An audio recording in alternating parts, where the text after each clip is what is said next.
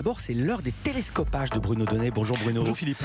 Tous les jours, Bruno, vous traquez ici les curiosités médiatiques. Et ce matin, vous vouliez évoquer un exercice qui ne cesse de vous surprendre, la conférence de presse des entraîneurs de football. Oui, c'est un exercice formidable. Avant chaque journée de championnat, les entraîneurs des grands clubs de foot de la Ligue 1 se pointent en majesté devant la presse et ils autorisent les journalistes à les interroger pendant quelques minutes. La plupart des questions tournent généralement autour du jeu et de la tactique, mais quelquefois, les entraîneurs ont droit à des questions extra-sportives. Et dans ces moments-là, Philippe, ces conférences de presse deviennent régulièrement, comment vous dire, des sortes de bastions de la modernité, des petites bulles de progressisme merveilleusement spectaculaires. Vous vous souvenez peut-être qu'en septembre dernier, Christophe Galtier, l'entraîneur du PSG, avait été interrogé sur les déplacements de son club. Un journaliste lui avait demandé pourquoi il continuait de privilégier l'avion, très polluant, plutôt que le train, qui l'est moins. Est-ce que c'est une question que vous vous posez et est-ce que vous en avez parlé à vos joueurs? Christophe Galtier avait commencé par prendre la question très au sérieux.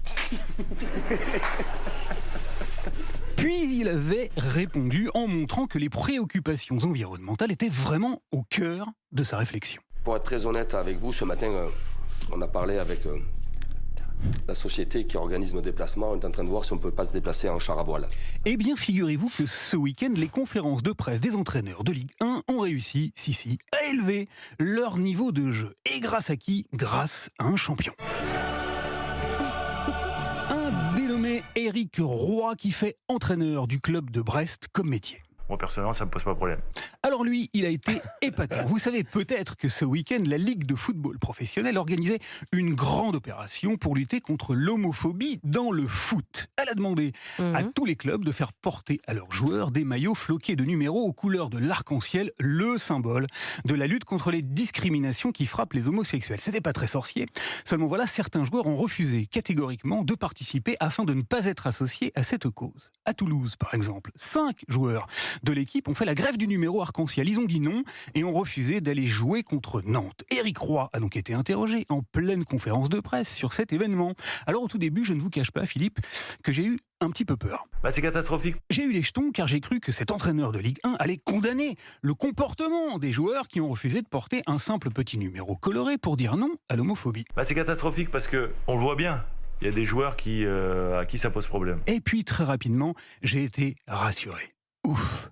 Car figurez-vous que ceux qu'a condamné Éric Roy, ce ne sont pas les joueurs, non, mais bel et bien les responsables de la Ligue qui ont cette idée saugrenue de mettre en place une telle opération. C'est très bien que la Ligue elle s'engage, même si je pense qu'elle doit surtout s'occuper du football. Et que... Éric Roy n'a pas hésité à faire part de son profond mécontentement à l'égard de cette initiative. Mais moi je veux dire personnellement, je ne suis pas content que Toulouse, il y a 5 joueurs qui ne jouent pas parce qu'ils jouent contre Nantes là. Il a condamné très fermement la Ligue et affirmé courageusement qu'il comprenait la réticence de ses joueurs ouvertement homophobes. C'est normal, non? Quelque part.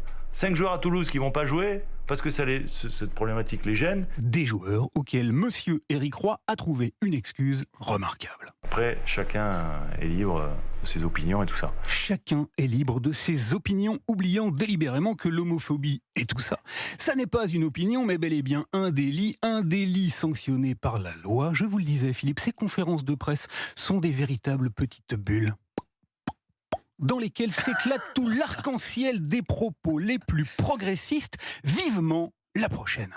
Merci beaucoup Bruno Donnet. Moi aussi je vous dis vivement la prochaine. Ça sera demain.